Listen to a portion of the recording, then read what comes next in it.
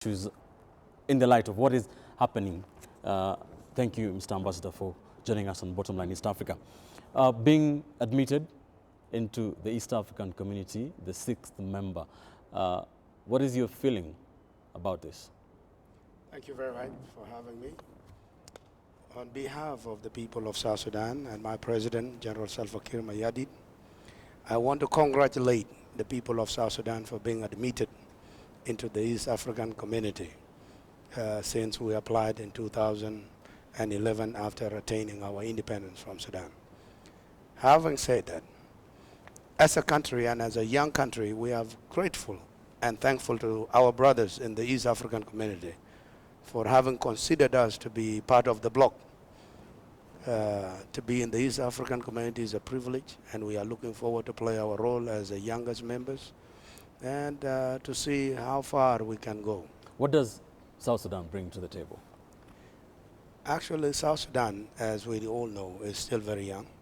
We may not be able to offer much as of now, but in a long term, South Sudan has a biggest economy, as you have seen. In 2004, the estimate that you have saw was 23.4 billion. Apart from the local production, we have only been known for oil. But having been admitted to the community now, the East African community, South Sudan will fast track some of the things that we will be producing as much as we can locally, that since we are now having access to the common market within the East African community, I think within a very short time, South Sudan will learn from the experiences of all these countries, having gone through what they have gone through and having gone through what we have gone through. I think we have an opportunity as a young country to learn from our brothers from the East African community and to be able to use it to our own benefit, to locally produce and to export it to the East African community market. So this is a very good chance, and we are looking forward to do this. I was talking to an East African affairs expert yesterday, and he was telling me the way people expect that oil will be the key thing that South Sudan will be known for, but he was telling me that there's a lot of freshwater fish in South Sudan. Apart from the Nile River, and apart from the gold and the diamond that South Sudan have, and many other resources that have not been explored, I think South Sudan has a lot to bring to the table of the East African community. It is only a time, and people know what we have been going through for all these years, but within a short time, and now that we are being considered as a bloc of the East African community, I think the investors now should be excited to invest in South Sudan because we are part of the East African community that has to offer something in a long run. It may not be immediately, but we have a lot that we can offer to the table and to the brothers in East Africa. Right. However, one thing that the East African community will have, to consider and to look at ways of, finding a solution to is the conflict, the 2-year conflict that has been ongoing since December 2013. How big of a role will the EAC have to play? Very good question, because now South Sudan, you see, the East African community now considers South Sudan as a brother. And as such, the problem in South Sudan does not only become a problem in South Sudan, it becomes a regional problem. And when it becomes a regional problem, I think we will all put our efforts together in order to bring this conflict to an end. However, I want to emphasize that my government has already gone beyond the call of duty to reach out to our brothers in the bush, the rebels, that we signed the peace agreement. We have already signed the peace agreement, and this is a good news for the region. And the implementation also has been blessed by the region, by the IGAD. We signed the peace agreement. All the signatories to the agreement are here. They know the implementation is ongoing, and we continue to implement the peace agreement, and I want to assure you that this conflict has come to an end. We are only in the implementation phase of it. And as a result, being admitted to the East African community, it is going to be our collective effort to end this conflict, not only in South Sudan, but within the region. I'll ask you a question that I asked you again about 4 weeks ago. the United Nations has released a report today indicating that at least 50,000 people have been killed in the conflict in South Sudan in the last 2 years. Is the Juba government, really committed to end this conflict? It is indeed very disturbing when you come out with figures that are not verified. Where is the source of this indication that 50 people have lost their life? How do you account people who have lost their lives during the conflict? This report has not been verified. And as a result, it is always good to consult with the institutions that are concerned in order for you to come out with a justified report. It is outrageous for international organization to just release any figure that they think is suitable to them. What is the population of the areas that were affected before you count the 50,000 that were killed? As a government, we would like to look at this report and the sources of where these numbers came from. Because as a government, we are not aware of these figures. So you don't believe? We don't believe what is 50,000. From From where? We had problem in Juba, we had problem in Bor, we had problem in Malakal, we had problem in Bintu. So where are these figures being generated from? Right.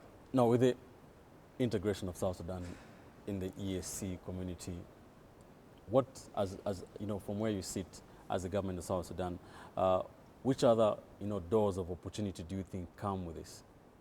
Number one, you see, South Sudanese have always been existing in the East African countries for many years. All our students are here. All our students are in Uganda. They are in Kigali. They are in Tanzania. This is the best opportunity now for them to be treated as part of the bloc. So this is one advantage to our people, that they don't need to pay for a visa. And so our brothers from the East African community don't have to pay for a visa to go to Juba. So this is a very good opportunity for us now to interact and to work together hand in hand in order to achieve the biggest goal of prospering in the economy. A few years ago, there was a problem in Juba where, Kenyans working or doing business in South Sudan were being chased away. Others lost their lives. Can you assure other East African community citizens that it is safe to work and do business in Juba, in South Sudan as a whole? You see, us South Sudanese, we are very peaceful people. We welcome everybody to our country. It is sometimes we are mistaken for overreacting. But I assure you that business is open to all the brothers within the region and across the world. And we assure them of their security. They are well secured to be in Juba and to be anywhere in South Sudan. That what is being reported, that South Sudan is in chaos, it's just a matter of time it will come to an end. Everybody is open, is welcome, and businesses are open to the people around the world, and especially in the region. Many people just know about Juba. Can you maybe just tell us of maybe other opportunities in the other states where East Africans can interact and do business? I know of many East African people who are investing and doing businesses in any other part of the country in South Sudan, not only in Juba. During the crisis in Malakal, the Kenyans were there. During the crisis in Malakal, Ugandans were there. Ethiopians were there. The Eritreans were there. Everybody around the region was doing business and is still doing business in South Sudan. There should be no insecurity, and this should be preached to our people and our brothers around the region, that they are secured when they are doing business in South Sudan. There are Kenyans today, and there are many East African people who are all over South Sudan despite of what is being reported. This is an assurance that South Sudan is safe for business, is safe for any other business that you would like to do. Let's talk about oil, which will be a big part of this. What is the state of the impasse that was there between South Sudan and Sudan concerning the oil pipelines? You see, the oil pipeline industry in South Sudan was developed by the Khartoum and the Chinese. When we attain our independence, we are still paying for the fees of transporting our crude oil to Sudan. With the drop of the oil prices globally, it has also affected our economy because that is the backbone of our economy. As a result, oil has continued to drop. The prices have continued to drop. Our production is not as it used to be when we attain our independence. But this is a global problem. It is not only in South Sudan. But we are looking forward, since now that we have joined the East African community, we are looking forward, apart from the oil, all the other minerals that contribute to our economy will now be explored. And with the oil coming in, I think our economy is going to be booming again. More than $2,000 GDP per capita. What is the outlook, economic outlook of South Sudan going forward? The future in South Sudan is very bright. The future in the region will be brighter when South Sudan now is a member of the East African community. Look, we are talking about a common market, having access to a common market of about 162 million. This is big for South Sudan as a country. Our population is between 10 to 12 million. And look at what we are going to be giving out to the East African community. Look at the region. Look at what we can offer when this conflict comes to an end. What lessons would you say, South Sudan can learn from the other 5 East African member states when it comes to the integration and doing business with the rest of the region? As a young country, we have learned a lot from this region during our crisis. But for now, what South Sudan needs is a capacity building. We will benefit a lot from the capacity building from all these regions. They have gone through the same experience we are going through today. So this is something it is not new to them, and they have overcome it. We are looking forward to see how we can overcome our current crisis and for our economy to recover and for us to play our role within the region. Finally, so what do you think will be the biggest stumbling block or challenge as you try to do something new that is trade with in a bigger market, bigger common markets, interacting with other member states? What do you think will be the biggest challenge that you'll have to overcome as South Sudan? Well, we are competing with people who have already gone far ahead of us.